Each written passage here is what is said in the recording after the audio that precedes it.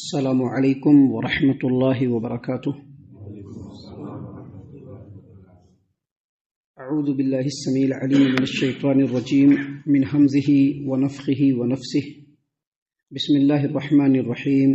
الم تر ان اللہ یسجد له من فی السماوات ومن فی الارض والشمس والقمر والنجوم والجبال والشجر والدواب وكثير من الناس وكثير حق عليه العذاب ومن يهن الله فما له من مكرم ان الله يفعل ما يشاء۔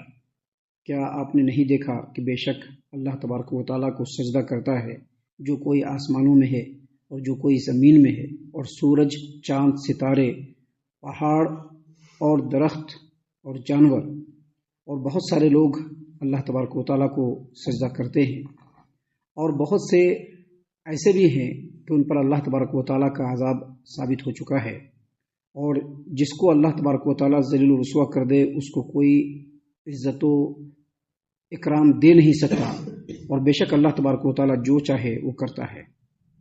محترم سامعین کرام، سورۃ الانبیاء، سورۃ الحج سورہ نمبر 22 اور اسی سورت سے آیت نمبر 18 آپ کے سامنے تلاوت کی گئی۔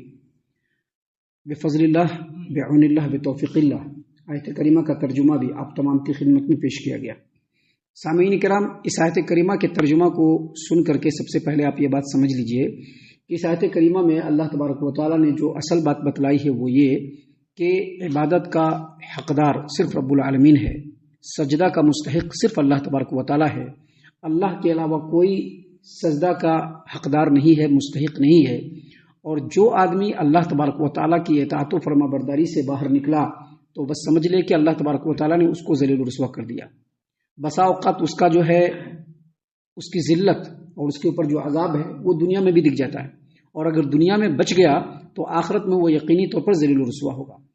سامعین کرام، اللہ تبارک و تعالیٰ نے فرمایا کہ کیا آپ نے نہیں دیکھا کہ جو بھی آسمانوں میں ہے اور جو بھی زمین میں ہے سب اللہ تبارک و تعالیٰ کو سجدہ کر رہا ہے، یعنی کائنات کی ہر چیز اللہ تبارک و تعالیٰ کو سجدہ کر رہا ہے۔ اللہ تبارک و تعالیٰ نے اسی بات کو قرآن کریم سورۃ النحل آیت نمبر 48 میں اللہ نے فرمایا، اولم یروا الی ما خلق اللہ من شیء یتفیأ ظلالہ عن الیمین والشمائل سجدا للہ وہم داخرون۔ کیا یہ لوگ اللہ تبارک و تعالیٰ کی پیدا کی ہوئی چیزوں کو نہیں دیکھتے ہیں کہ ان کے سائے دائیں سے بائیں کو جاتے ہیں اور بائیں سے دائیں کو جاتے ہیں؟ آپ دیکھیں گے کسی چیز کا جو سایہ ہوتا ہے پہلے داہنی طرف رہتا ہے، پھر بائیں طرف جاتا ہے، پھر بائیں سے داہنی طرف جاتا ہے۔ یہ اللہ تبارک و تعالیٰ کا جو ہے نظام ہے، جس کو اہل علم نے تعبیر کیا ہے کہ وہ لوگ اللہ تبارک و تعالیٰ کو سجدہ کرتے رہتے ہیں، یعنی اس کا مطلب یہ ہے کہ وہ لوگ اللہ کو سجدہ کر رہے ہیں، لوگ ہر چیز کا سایہ رب العالمین کو سجدہ کر رہا ہے۔ سامعین کرام، یہاں پر اللہ تبارک و تعالیٰ نے فرمایا، الم تر ان اللہ یسجد له من فی السماوات ومن فی الارض۔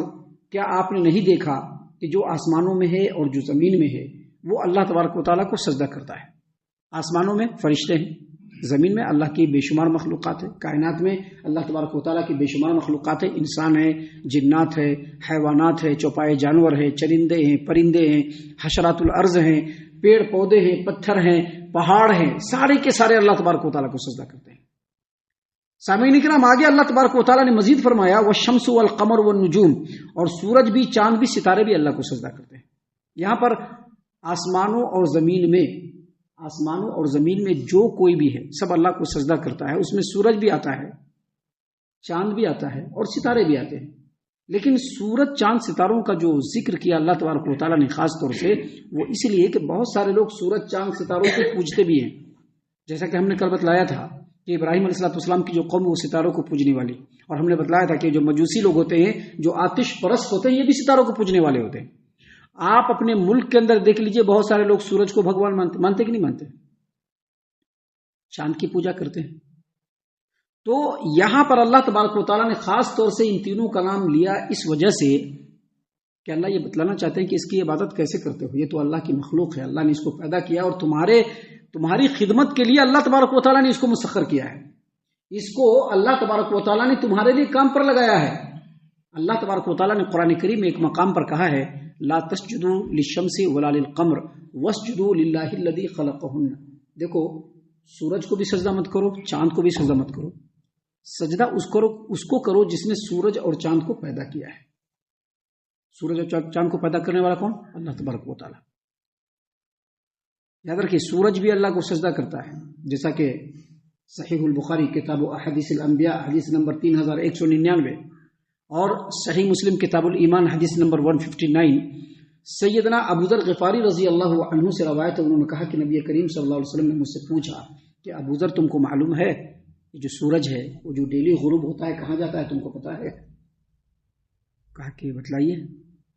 کہا کہ وہ ہر دن اللہ تبارک و تعالی جب غروب ہوتا ہے تو غروب ہونے کے ساتھ ہی وہ اللہ کے عرش کے سائے میں جاتا ہے، اور اللہ کے عرش کے سائے میں جانے کے بعد وہ اللہ کو سجدہ کرتا ہے، اور سجدہ کر کے اللہ تبارک و تعالیٰ سے اجازت مانگتا ہے کہ اللہ میں پھر سے کل سے کام پر لگنا چاہتا ہوں. ہر دن اللہ اجازت دے دے گا، لیکن ایک دن ایسا بھی آئے گا اللہ کہے گا کہ جیسا آیا تھا ویسا ہی لوٹ، اور وہی پچھم سے نکلنے کا دن ہوگا، وہی پچھم سے سورج کو نکلنے کا دن ہوگا. سامعین اکرام، جامع ترمذی ابواب الجمعہ باب ما یقول فی السجود، عبداللہ ابن عباس رضی اللہ عنہما کی روایت ہے. وہ کہتے ہیں کہ ایک آدمی نبی کریم صلی اللہ علیہ وسلم کی خدمت میں حاضر ہوئے اور کہا کہ اللہ کے رسول صلی اللہ علیہ وسلم میں نے رات میں خواب میں دیکھا. خواب میں کیا دیکھا؟ کہ میں ایک پیڑ کے پیچھے نماز پڑھ رہا ہوں. پیڑ ہے سامنے کر لیا، پیڑ کو جھاڑ ہے نا، جھاڑ اس کو سامنے کر لیا اور پیچھے نماز پڑھ رہے ہیں. خواب میں دیکھا. کہا کہ جب میں نے سجدہ کیا تو وہ درخت بھی سجدہ کیا کر لیا ہمارے ساتھ، اور سجدہ کرتے ہوئے اس نے دعا پڑھی. دعا کا ترجمہ ہے کہ اللہ تبارک و تعالیٰ تو اس سجدے کو قبول فرما، اس کا ثواب اپنے ہاں لکھ دے، اس سجدے کی وجہ سے تو مجھ سے میرے گناہوں کو معاف کر دے. اس سجدے کو اللہ تبارک و تعالیٰ تو اپنے ہاں قیامت کے دن کے لیے میرے لیے ذخیرہ بنا دے، اور اس سجدہ کو اللہ تو اسی طرح سے میری طرف سے قبول فرما جس طرح سے داؤد علیہ السلام کی طرف سے تو نے سجدہ کو قبول کیا تھا. اس آدمی نے کہا کہ اللہ کے رسول صلی اللہ علیہ وسلم میں نے دیکھا کہ جیسے میں سجدہ کر رہا ہوں درخت بھی سجدہ کر رہا ہے اور یہ دعا پڑھ رہا ہے. اللہ کے رسول صلی اللہ علیہ وسلم نے اسی آیت کریمہ کی تلاوت کی جو بھی آپ کے سامنے پڑھی گئی، سورۃ الحج آیت نمبر 18، اور اس کو پڑھنے کے بعد نبی کریم صلی اللہ علیہ وسلم نے بھی سجدہ کیا. عبداللہ ابن عباس رضی اللہ عنہما کہتے ہیں کہ میں نے سنا کہ نبی کریم صلی اللہ علیہ وسلم بھی سجدے میں وہی دعا پڑھ رہے تھے جس دعا کا ذکر اس آدمی نے خواب میں درخت کے پڑھنے کے لیے کیا تھا. تو اس سے کیا پتہ چلا کہ درخت بھی سجدے کرتے ہیں. سامعین کرام، اللہ تبارک و تعالیٰ نے مزید آگے فرمایا والدواب، اور جو حیوانات ہیں، جانور، جو حیوانات ہیں، جو جانور ہیں وہ بھی اللہ کو سجدہ کرتے ہیں. وَكَثِيرٌ مِّنَ النَّاسِ، اور بہت سارے لوگ بھی اللہ تبارک و تعالیٰ کو سجدہ کرتے ہیں. یہاں پر ایک بات سمجھ لیجئے کہ حافظ ابن کثیر رحمۃ اللہ علیہ نے کہا کہ مخلوقات جو سجدہ کرتے ہیں وہ اپنے حسب حال، یعنی جو اللہ تبارک و تعالیٰ نے ان کے حالات بنائے ہیں اسی حساب سے سجدہ کرتے ہیں. لیکن بہت سارے مفسرین کا کہنا ہے کہ یہاں پر سجدہ کا مطلب یہ ہے کہ دو ایسی مخلوق ہے جن کو اللہ تبارک و تعالیٰ نے اختیار دیا ہے، ایک انسان اور ایک جنات. باقی جتنی بھی مخلوقات ہیں وہ تکوینی اعتبار سے اللہ تبارک و تعالیٰ کے حکم کو ہر حال میں مانتے ہیں، چاہتے ہوئے بھی اور یا نہ چاہتے بھی. وہ ماننا ہے، مانتے ہیں وہ لوگ جتنے بھی ہیں. اللہ تبارک و تعالیٰ نے ان کے لیے جو کچھ مقدر کر دیا ہے، جس طرح سے کر دیا ہے اس طرح سے وہ کر رہے ہیں، کرتے چلے جا رہے ہیں. جیسا اللہ چاہتا ہے ویسا وہ کرتے ہیں. جتنے بھی فرشتے ہیں، پیڑ پودے ہیں، درخت ہیں، آبشار ہیں، حتیٰ کہ جتنی بھی چیزیں ہیں، جتنے بھی جانور ہیں، جتنے بھی مخلوقات ہیں، جتنے بھی پرندے ہیں، جتنے بھی چرندے ہیں، سب کے سب اللہ تبارک و تعالیٰ کو سجدہ کرتے ہیں، اللہ کے حکم کے آگے اپنے سر کو جھکائے ہوئے ہیں. جیسا اللہ تبارک و تعالیٰ نے چاہا ویسا ہی وہ کرتے ہیں. وَكَثِيرٌ مِّنَ النَّاسِ، اور بہت سارے لوگ بھی ایسے ہیں، بہت سارے لوگ بھی ایسے ہیں جنہوں نے اپنی چاہت کو اللہ کے تابع کر دیا ہے کہ اللہ جیسا حکم دے گا ہم ویسا ہی کریں گے. اپنی چاہتوں کو وہ اللہ تبارک و تعالیٰ کے حکم کے انڈر میں کر دیا ہے. لیکن بہت سارے انسان ایسا نہیں کرتے، بہت سارے انسان ایسا نہیں کرتے. اللہ نے فرمایا وَكَثِيرٌ حَقَّ عَلَيْهِ الْعَذَابُ، اور بہت سارے ایسے لوگ ہیں جو اپنے غرور اور تکبر کی وجہ سے، بہت سارے ایسے لوگ ہیں جو اپنی نفس پرستی کی وجہ سے، بہت سارے ایسے لوگ ہیں جو اپنی ہوس کی وجہ سے، بہت سارے ایسے لوگ ہیں جو دنیا پرستی کی وجہ سے اللہ تبارک و تعالیٰ کے حکم سے منہ موڑے ہوئے ہیں، جن کے اوپر عذاب ثابت ہو چکا ہے، عذاب ان کے اوپر ثابت ہو چکا ہے. یاد رکھیے مفسرین نے کہا ہے کہ اللہ تبارک و تعالیٰ کے حکم کی اطاعت و فرما برداری کی وجہ سے اللہ تبارک و تعالیٰ اپنے بندوں کو عزت و اکرام سے نوازتا ہے، اور جو آدمی اللہ تبارک و تعالیٰ کے حکم کی فرما برداری سے نکلتا ہے تو اللہ تعالیٰ اس کو ذلیل و رسوا کرتا ہے، اور جس کو اللہ تبارک و تعالیٰ ذلیل و رسوا کر دے اس کو کوئی بھی عزت نہیں دے سکتا ہے۔ جو ایسے لوگ ہیں جو اللہ تبارک و تعالیٰ کے حکم سے روگردانی کرتے ہیں، ایسے لوگوں کو بسا اوقات دنیا میں ہی اللہ تبارک و تعالیٰ ذلیل و رسوا کرتا ہے، جیسے ابو جہل، معلوم ہے نا، ابو جہل، ابو لہب، ان لوگوں کو اللہ تبارک و تعالیٰ نے دنیا میں ہی ذلیل و رسوا کیا۔ اس طرح کے بہت سارے لوگ ہیں، فرعون کو دیکھ لیجئے، اللہ نے دنیا میں ہی ذلیل و رسوا کیا۔ لیکن ایسا بھی ہوتا ہے کہ دنیا میں ان کا مقدر نہیں ہوتا ہے ذلیل و رسوا ہونے کا، تو آخرت میں وہ ضرور ذلیل و رسوا ہوں گے۔ اسی چیز کو اللہ تبارک و تعالیٰ نے فرمایا وَمَن يُهِنِ اللَّهُ فَمَا لَهُ مِن مُكْرِمٍ، جس شخص کو اللہ تبارک و تعالیٰ ذلیل کر دے اس کو کوئی عزت دینے والا نہیں۔ اور پھر کہا ان اللہ یفعل ما یشاء، اور اللہ جو چاہتا ہے کرتا ہے۔ یہ سورۃ الحج ہے، اس میں 2 سجدے ہیں۔ یہ جو آیت کریمہ ہے یہ سجدے کی آیت ہے، اس کو سجدہ تلاوت کہتے ہیں، سجدے کی آیت، اس کو سجدہ تلاوت کہتے ہیں۔ اس سلسلے میں صحیح مسلم کتاب الایمان کی روایت ہے، نبی کریم صلی اللہ علیہ وسلم نے فرمایا کہ جب آدم کا بیٹا ابن آدم سجدے کی آیت کو پڑھتا ہے اور سجدہ کرتا ہے تو اس کو سجدہ کرتے ہوئے دیکھ کر کے ابلیس روتا ہے اور روتے ہوئے کہتا ہے کہ ہائے، آدم کے اولاد کو سجدے کا حکم دیا گیا تو اس نے سجدہ کیا، اس کے لیے جنت ہے، اور مجھ کو سجدے کا حکم دیا گیا اور میں نے سجدہ کرنے سے انکار کیا تو میرے لیے ذلت و رسوائی اور جہنم ہے۔ سامعین کرام، مسند احمد اور سنن نبی داؤد اور دیگر کتاب کی روایت ہے، دیگر حدیث کی کتابوں کی روایت ہے، عقبہ بن عامر رضی اللہ عنہ کہتے ہیں کہ صحابی نے پوچھا نبی کریم صلی اللہ علیہ وسلم سے کہ یہ جو سورۃ الحج ہے کیا یہ 2 سجدوں کی وجہ سے تمام سورتوں سے افضل ہے؟ تو نبی کریم صلی اللہ علیہ وسلم نے فرمایا ہاں۔ مطلب کیا ہے؟ اس سورۃ کریمہ میں 2 سجدہ ہے، ایک سجدہ یہاں پر ہے جو ابھی آیت نمبر 18 میں ہے، اور دوسرا سجدہ آخر میں ہے جس کو انشاءاللہ ہم اس کے وقت پر آپ کے سامنے تلاوت کریں گے۔